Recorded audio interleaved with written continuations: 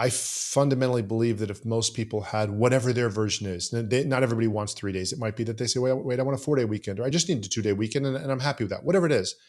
But that if they have that and that they have time for family, for friends, for life, for hobbies, for travel, or if they enjoy that, that's so huge that it's huge enough for me to keep doing the podcast. And as you mentioned, I'm meeting awesome people. I'm truly, gosh, if you're even thinking about podcasting, just do it. I don't care what the topic is, because you're going to meet really cool people. And I learn so much. And most of the people I've interviewed, well, I shouldn't say most, many of the people I've interviewed have a book or something. I'll read their book and the book's really good, but there's still something that you get when you talk to the person. I'm Junaid Ahmed, host of Hacks and Hobbies podcast and a digital presence advisor at HumbleZone. This episode is brought to you by Home Studio Mastery. I launched a consultation and course program to help podcasters and course creators to create a space in their homes that will reduce the friction of creating content and appearing their best when showing up on camera. The pandemic gave us a lot of issues, but this one is here to stay. We're now so much closer to our audience thanks to video becoming more popular and affordable. I help guide folks who want to create Hollywood-worthy studios to not only capture great content, but also build more confidence, more authority, and be more comfortable in front of the camera. If I can do it, you can too. And with my help, you can do it faster. So if you'd like to learn more, visit homestudiomastery.com and how you too can create a home studio that brings out your personality, professionalism, and possibilities. Thank you for tuning in to Hacks and Hobbies with your host, Junaid. We're visited by our amazing guests coming from all walks of life who want to learn their story, their struggles, and their journey on how they got to where they are today. So stick around. Today we get to speak with Wade Galt. He teaches entrepreneurs and professionals to create an abundant and sustainable 3-day weekend lifestyle so they can better enjoy their family, friends, and life. He's a 20-plus year software company founder, business growth coach, and author of books on business growth, finance, personal growth, parenting, and spirituality. He and his family have lived oceanside in North America and South America. He enjoys 3-day weekends and Fridays at the beach playing volleyball with friends. This conversation with Wade was amazing. I cannot wait for you guys to listen in. Thank you so much for coming on to the podcast. Absolutely, man. Thank you so much for having me. And I'm working on updating my studio. My studio's minimalist is how I like to market it right now, but I'm looking to have something that's a little cooler like yours. Thank you so much for having me, and I've really enjoyed getting to meet you, Junaid. Absolutely, man. Wade, so we've talked a ton about going through the different things over the past few months. And for our listeners, I want to, delve in and start from the beginning, or start from, tell us a version of your journey that no one's heard of before, or tell us your origin story. It's up to you how we get started. Sure. So the origin story, I'll do it in the more narrative. My kids sometimes say I take too long to tell a story, but you're asking me, so I'm going to tell a story. So my parents are from the islands, from Trinidad and Tobago. They were there. I was born in Canada. It was too cold. So when I was 2 years old, I told my parents, of course I didn't, but told them we need to go somewhere warmer than Canada. So we went to Florida. Trinidad wasn't that stable. So I grew up in Southeast Florida. Dad's an entrepreneur. Mom is a philosopher, spiritual seeker type. And so just grew up playing sports, enjoying life, very much with an island mentality of making time for life and making sure there's time for family and friends and having fun. And so just even all through high school, college, everything was about how can I make sure that when high school's done, when college is done, that I'm still able to have time to enjoy life.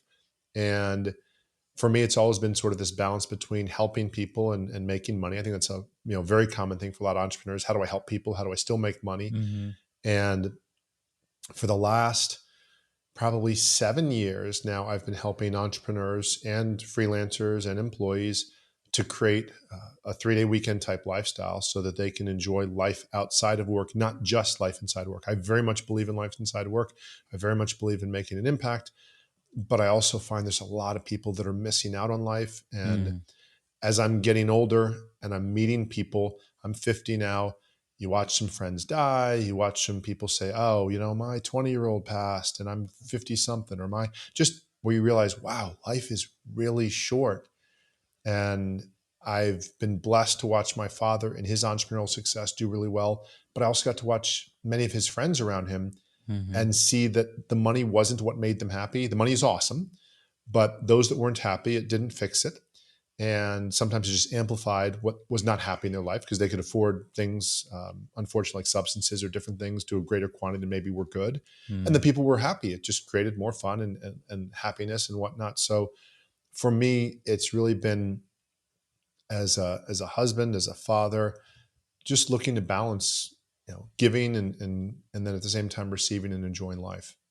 That's really cool. And the more I listen to these origin stories and these journeys, right, it all comes down to the the influences of your parents. What are they doing and how did we get into it? And I love to like talk about it myself and how I have this entrepreneurial. And then I learned over time that number one, my grandfather was an entrepreneur. He had his own shop in India or Pakistan, I can't remember. And then the hobbies part I got from my mom because she would have different hobbies. And then I realized when I moved to the US that every single of my uncles had some kind of entrepreneurship going on, right? So I'm like, maybe it's in my blood, this tradesmanship, right?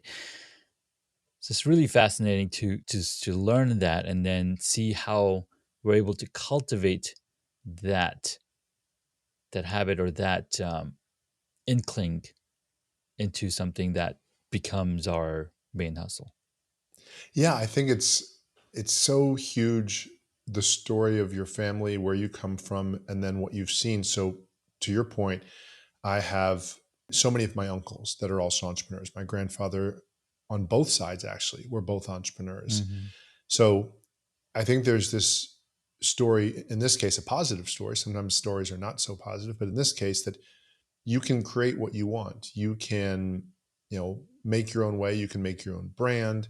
And I remember once reading a book, it's called The Celestine Prophecy. And Mm. in it, one of the concepts was that when we're born, that we're looking to integrate or reconcile the two sort of personalities or paths of our parents. So, if we're blessed enough to know our parents and know what their paths are, Yeah. that very often it's like, well, okay, so how do I be an entrepreneur who's caring and is balanced philosophically, but makes money and impacts people? Because if we've seen both of our parents and we have respect and love for our parents, we say, well, wow, there's something that's great about that. And there's something great about that. How can I do both? And especially, I guess, if opposites attract or different personality styles attract, then it becomes even more interesting. Yeah.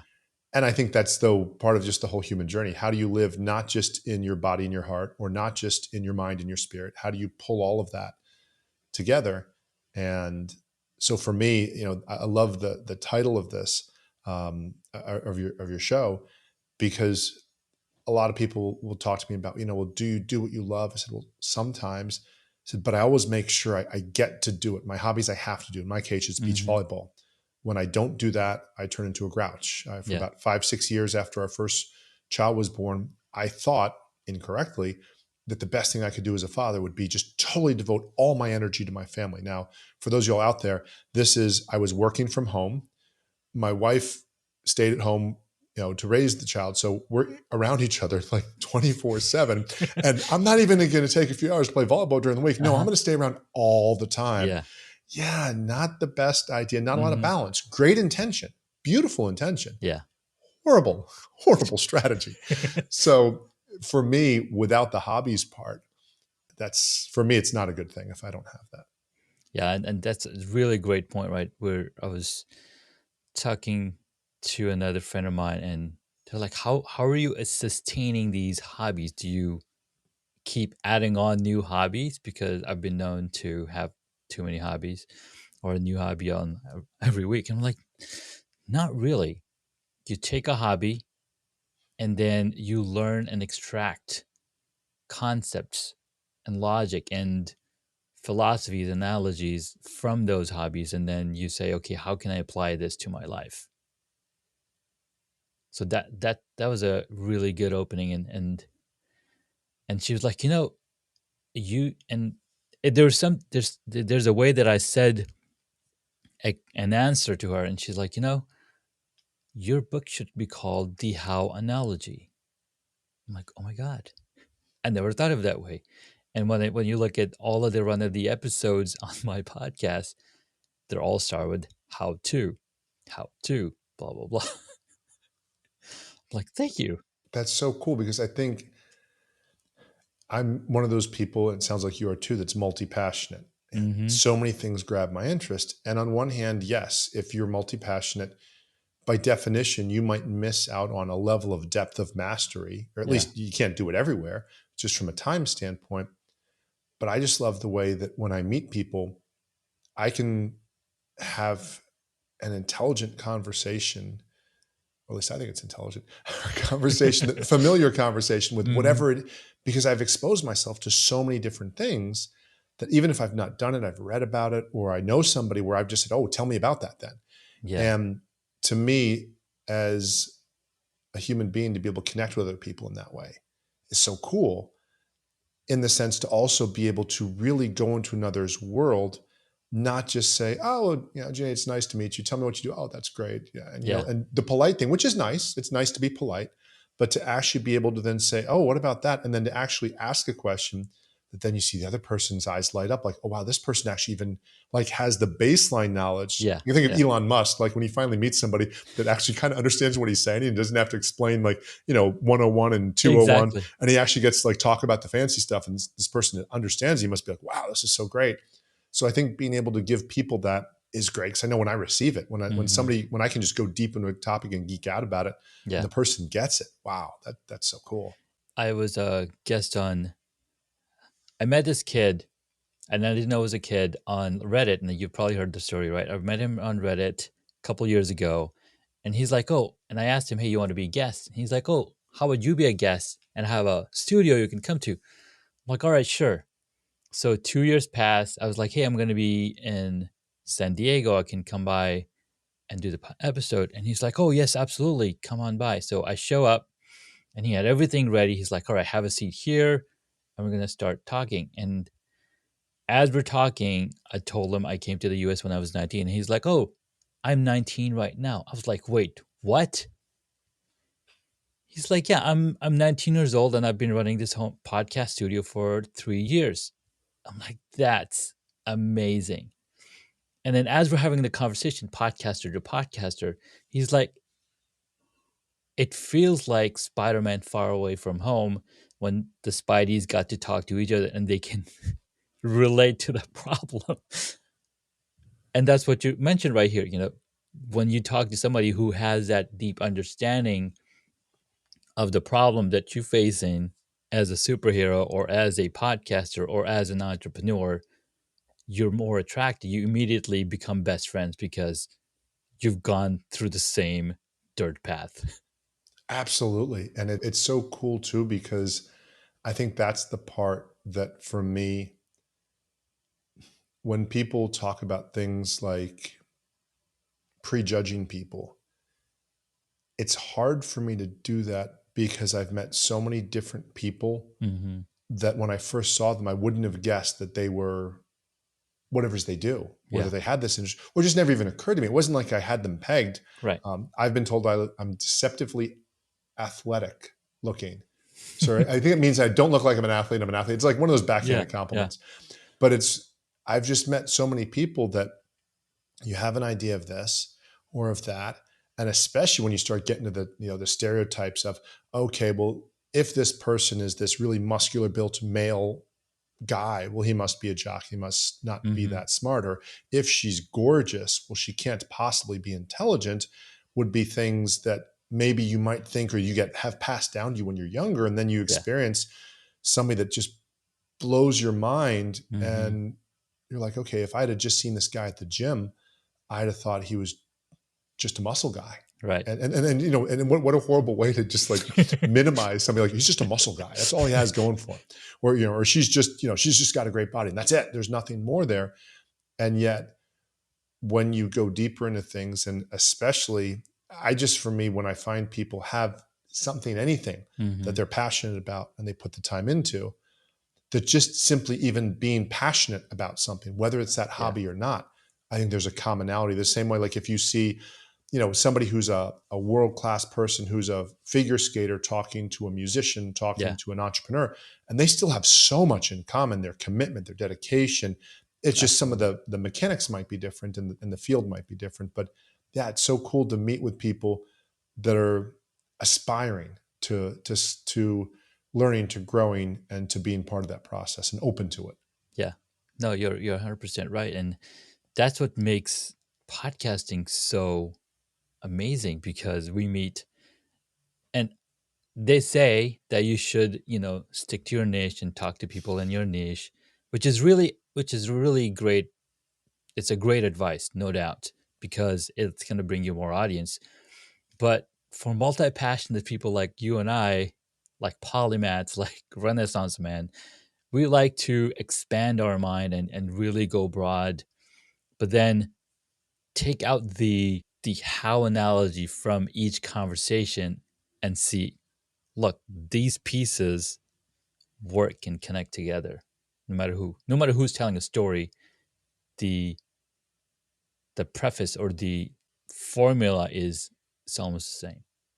And then also, I mean, I don't know about you, in my podcast, the 3-Day Weekend Entrepreneur. Hmm. Well, you can only so many times talk about delegation and how much do you make per hour and is it high impact work? Like, and those are great conversations and they're Yeah, relevant conversations, but you can only have that conversation so many times when it's like, okay, my next guest wants to talk about, guess what? Delegation. It's like, okay, no, we've talked about that 3 to 5 times. And obviously there's levels of depth and nuance, but bringing in people that have more to it. And then also to your point about the whole niche thing, when you have somebody on that, let us say, is I don't know, a skateboarder hmm, who might also be an entrepreneur. Well, now, of course, as you know, you open the possibility that other skateboarders now might listen to a podcast about yeah, entrepreneurship because there's that crossover.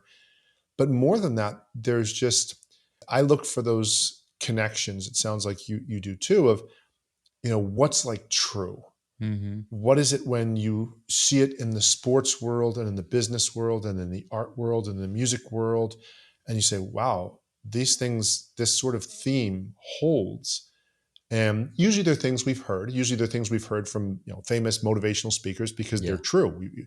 But when you experience it, for me, it's a huge connection point, because when I'm coaching kids, for example, in sports, so much of what I'm looking to do to get them to even remotely pay attention is to connect something that I already know to yeah, something that they know and like and have a great affinity with. So if I can, tell them that, and not just tell them, but demonstrate that, yes, I know the lyrics to the songs they're listening to. I know, or the original song where that was sampled from before and about yeah. this or that. All of a sudden now, it's like you've met them in their world. And now I think of the people in general also have coached that are introverts, and it almost gives them permission to open up because they feel that little bit safer. 100%. You're absolutely right because now you're talking their language, right? Go to programmers and talk programming language. Go to cyclists, talk cycling language. You know, I'm sure there's terminology in volleyball that I'm not privy to, but when you speak that language, you're like, oh, this guy talks what I'm talking about. That's why language is so important. If you go up to somebody who is Spanish speaking and talk to them in English, well, they don't understand what you're saying. No, and more than that, there's nuance. So my wife Hmm. is from Peru, and as I mentioned, my parents are from the islands. Now Hmm. the Trinidad and Tobago is off the coast of Venezuela, so it's the culture is still very South American-ish, if you will, Yeah. very traditional, family-oriented. Life is more important than work in general is kind of Hmm. the overall concept. But what's so interesting is even in living in Peru, it's one thing to speak Spanish. It's another thing. I've now lived a total of about 4 years there Hmm. to understand specifically the Peruvian culture as opposed to the Argentinian or the Chilean or whatnot. And there are certain words that are different. There's a lot that's similar. Yeah.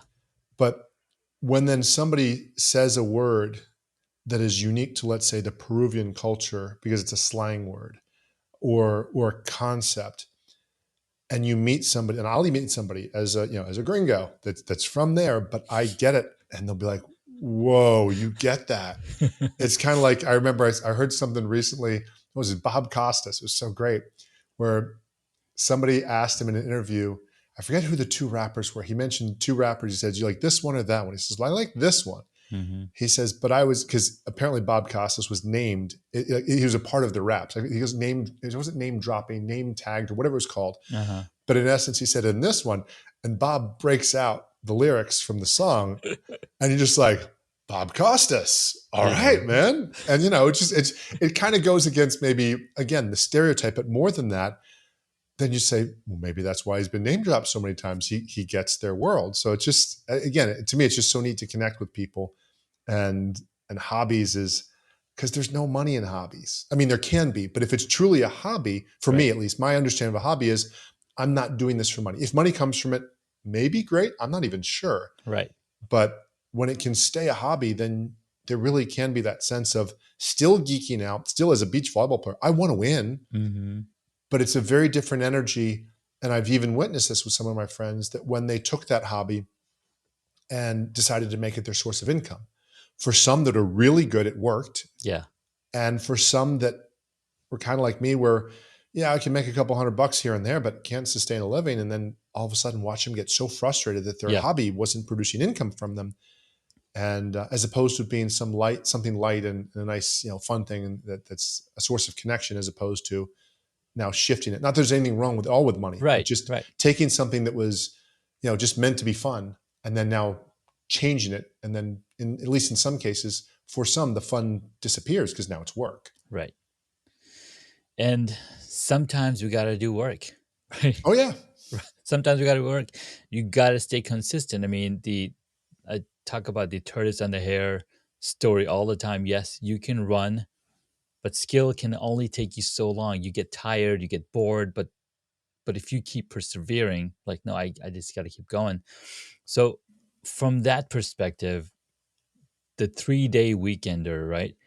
How do you keep, how do you stay motivated for, running that podcast or running that style of entrepreneurship? sure. So a couple things. So for me right now, the 3-day weekend entrepreneur podcast and the courses are still in the hobby phase. They're not.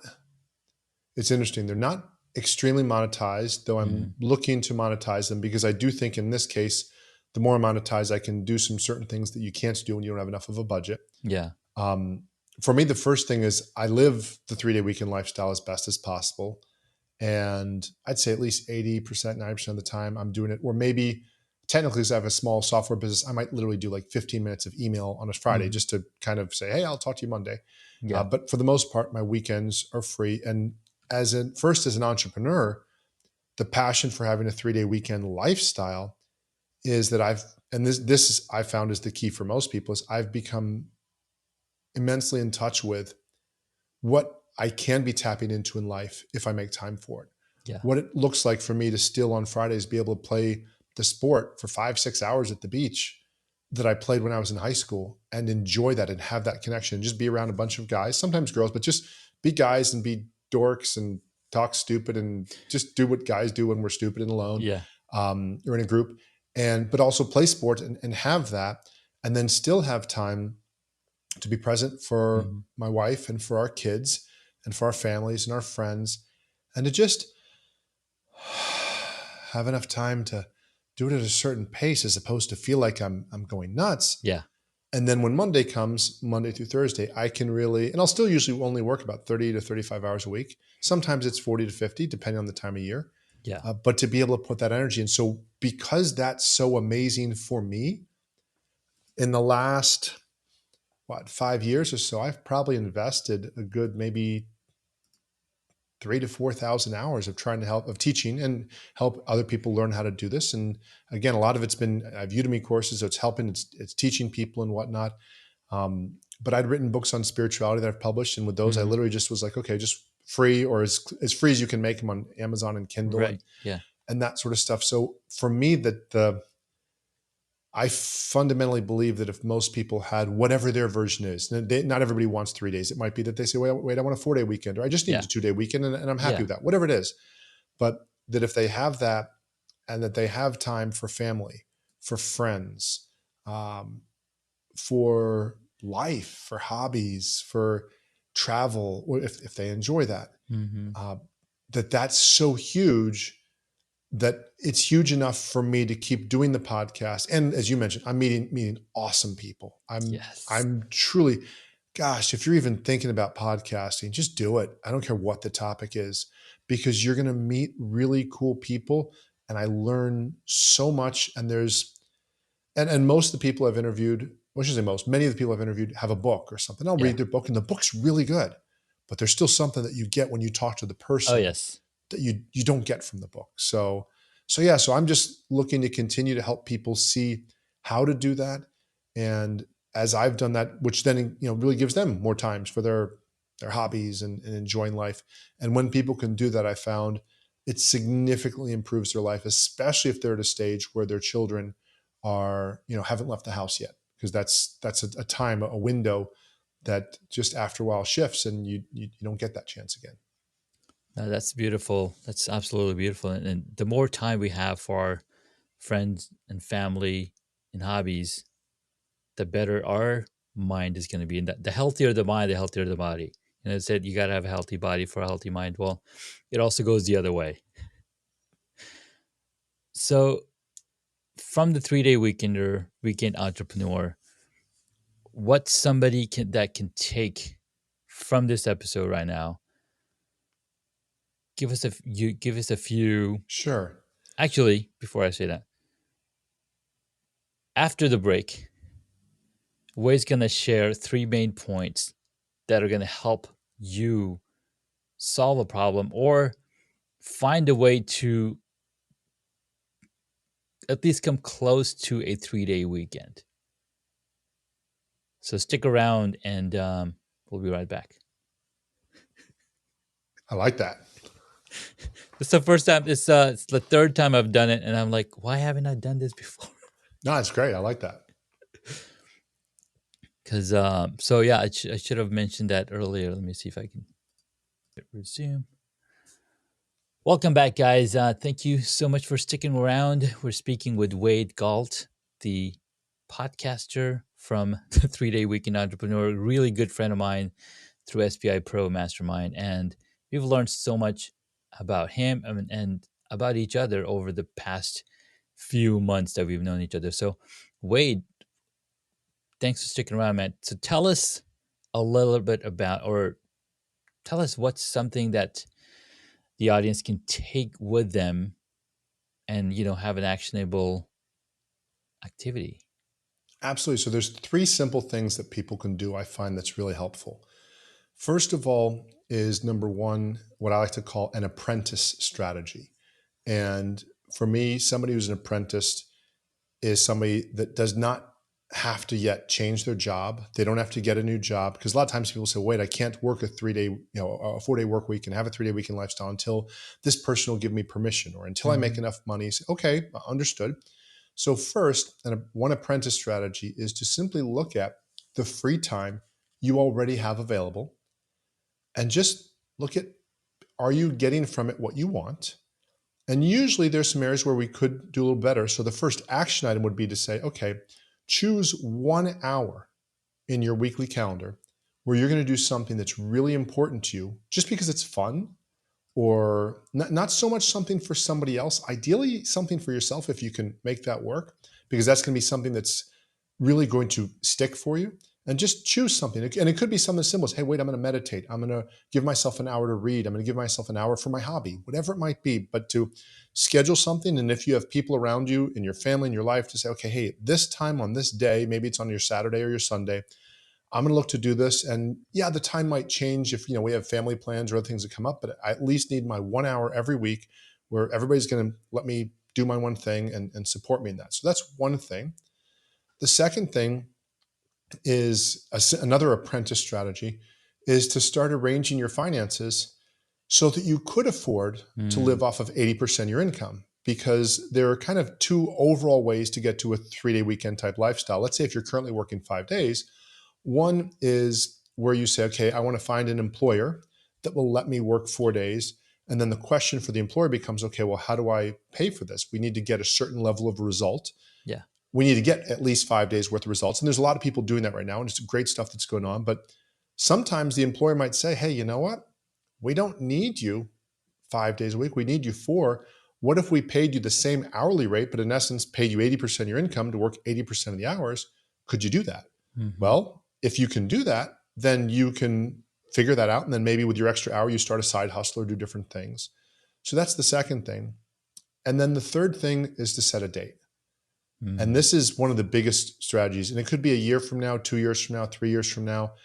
In my case, it took me 22 years after I left college with a degree to get to where I was working a 4-day work week with a 3-day weekend lifestyle, yeah. making the income I needed to make. But I didn't decide till maybe about 18 years in. Hmm. Whereas if I had that as a goal, Yeah. just like if you work for someone, you say, well, I worked at one point, you made, let's say, $10 an hour. They say, well, I'm at least going to make 11, then I'm going to make 12. And if they don't give it to me, darn it, I'm going to go somewhere else that does, or I'm going to Yeah. figure it out. Well, just like we want raises in income, to set up a timeline and say, okay, by this time, I'm going to start getting raises in free time. And just set that date. And there are a lot of different things you can do. There's resources we have, but there's a lot of other books out there. Anything around productivity, getting more results in less time, then just becomes, well, what do you do then once you free Yeah. up that time and enjoy that? So yeah, those are 3 ways you can get started. Wait, I loved the last one where you said set a date, right? Reverse engineer. But not even that, right? As soon as you set a date, in your mind will start creating ways. Your mind is automatically set up to find and look for signs. Like, okay, this is the date on April 10th, 2025. I'm going to be doing this at 2 p.m., whatever it is, right? You solidify that in your mind and you look at it every day like, oh, how close am I to this goal of mine? And you'll notice that you're automatically taking actions or you're automatically talking to people that are connecting the dots for you. It's a beautiful thing. Yeah, It's and so for people beautiful. who think it's kind of woo-woo, the simple thing is there's an example that people use. For Deepak Chopra uses the time, for Dan Sullivan uses the difference between your attention and your intention. And they've used the example, you've probably heard this, of if you're about to buy a new car Hmm. and you're looking at a certain brand of car, all of a sudden you see all of those cars Yes. and nothing changed. The same cars were going by, but what Hmm. was coming up on your radar was different. So there might be people that are helping you or open to helping you, or but you're not tuned in. And when you're tuned into something, all of a sudden you start seeing things. And yes, when you have a filter, then you start saying, well, is this going to take me further or closer? No different than if you're a married couple and you want to stay married and your friend said, okay, we're going to, I don't know, blah, blah, blah place for 3 weeks, a bunch of single guys, and we're going to Hmm. hang out and drink and party. And you say, well, that's probably not going to work too well if I want to stay married. So you Yeah. know what? That's and in that sense, that sounds like a restriction, but just overall, it guides you to say, okay, well, this is where I'm looking to go. So me getting another job that might make me $10,000 a year more, but it's going to take me 20 hours a week. Nope, that's not getting me where I want to get. So Right. just like you said, having that intention of where you're going and things start leading that way. I love that.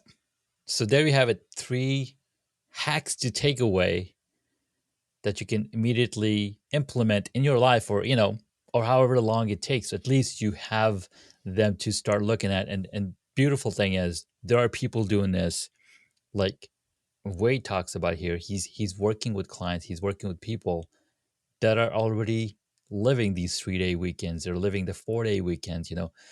And who knows, maybe you can get to that 4 hour work week that um, Tim Ferriss put in our heads a few years ago when that book came out. I'm like, what? How is that even possible? Like I was like blown away. I was like, I can't trust anybody else to do the work that I do.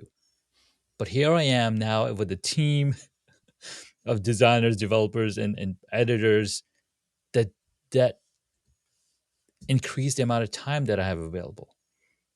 Right. Back in the days, I was like, I wish I could clone myself. Well, you can. And even better, some of the other people know stuff you don't know. So I've Yeah. learned. I used to think I want to clone myself. Yeah, no, I want to find the people that compliment me because there's a Yeah. lot of things, and not just tell me that I look nice, not that kind of compliment, Exactly.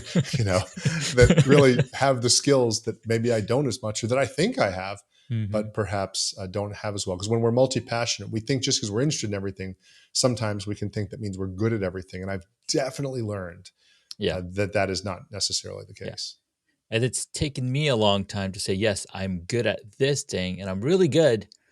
But guess what? I can train somebody to do it the same way that I do, and they can spend even more time and become an expert. So then I can count on them to deliver what it is that I want. And it's not that hard anymore, especially with the era that we're living in. Zoom, Loom, YouTube. You do the math. You can send somebody a Loom video and tell them, hey, this is how I do it. Can you do this for me? Oh, you can. Wow. I thought it was going to take hours of my time, but it took hours of their time and they were able to do it faster because being multi-passionate, we're thinking about 10 different things and we have 10 different windows open. But because we hired them and we brought them on, they're just going to do that one task and do it really, really well. Absolutely. So, Wade, thank you so much for this beautiful conversation. Towards the end, I have some really quick questions that I like to ask my audience, my guests, that help me get little better understanding of who they are and how I can better connect with them.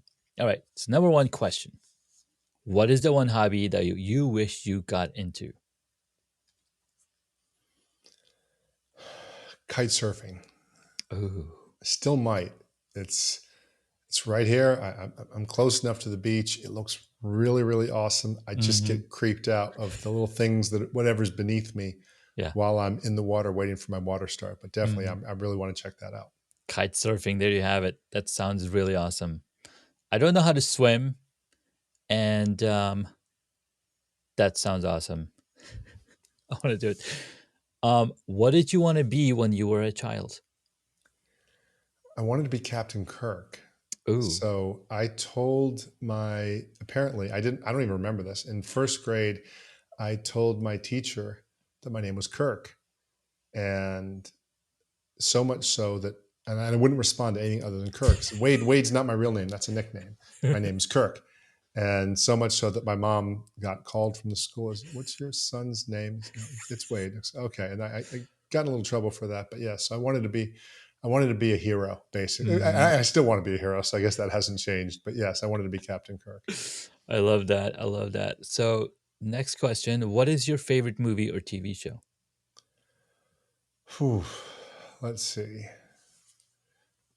Favorite movie is still probably Fletch because it's just really with Chevy Chase because it's just really kind of quick humor Hmm. and not always the not always reverent, but really really funny. So yeah, I like that. And Nice. you said movie or you say or a show. Or a show, yeah. Yeah, I'll go with Fletch on that. Awesome. And what movie would you choose if you got to play a character in it? Oh wow,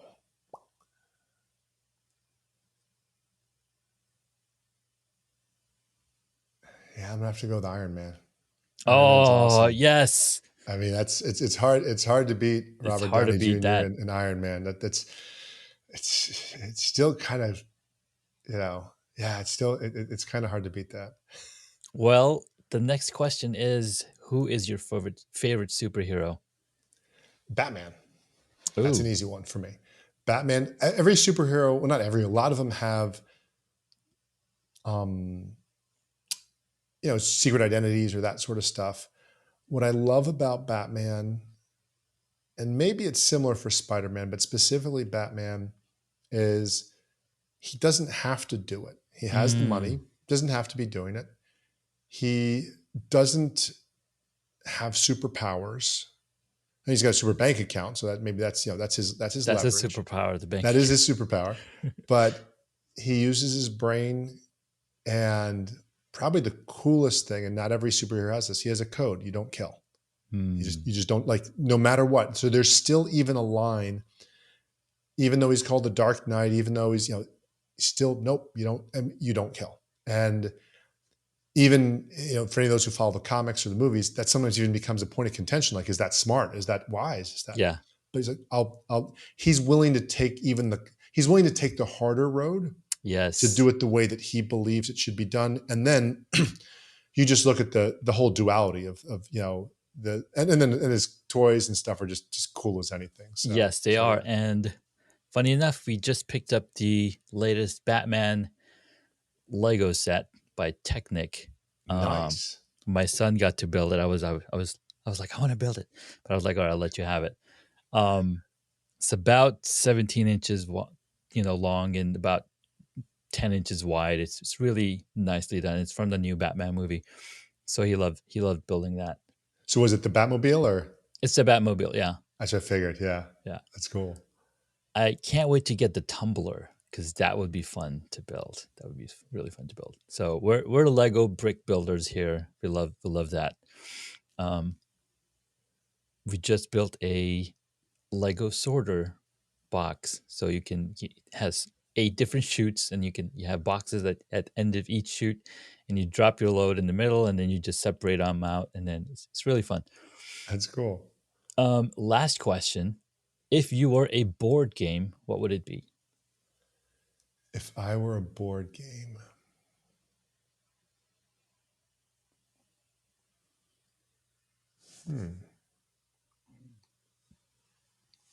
I'd say Life. Yeah, you know what? I'm going to go with Life, because the thing about the game of Life, the board game, is it's a little frustrating because you want to, like, skill your way through it, and there's not a whole lot of skill involved in it. It's interesting. You make a couple choice points, but the overall point of the game is to, like, just be around people and have fun and laugh about, what happened. Oh, you have 5 kids or 7 kids that can't fit in your car or whatever it might be. And I like the fact that that in the game that if I'm remembering correct, there's 2 ways of measuring the success in the game. One is if you complete it quickest, which I feel like that, I guess, well, if you get your retirement house basically quickest, and then if you end up with the most money. So even just the idea that it's not just this one dimensional, well, if you get the most money, you win. And I love Monopoly very much, but yeah. So I think if I were a board game, it'd be that. And there's a certain part to it too, where you also almost can't get too cocky with it, because it's like, dude, you rolled dice, or, actually in this case, you spun a thing. It's like, let's not pretend it's all you. There was other forces at play. So yeah, just enjoy the ride and have fun. I love that, man. Thank you so much. Wade, where can my audience find you? Sure. So the best place to learn about me and my work is wadegalt.com, WADEGALT.com. That's my books and different stuff. And specifically, if you want to look at creating your 3-day weekend lifestyle, then go to 3dayweekendclub.com. Fantastic. And we'll be sure to include all of the links to your socials. I see you are top 1.5% on Listen Notes, which is really awesome. Congrats. Thank you. And so we'll be sure to include all the links to connect with you.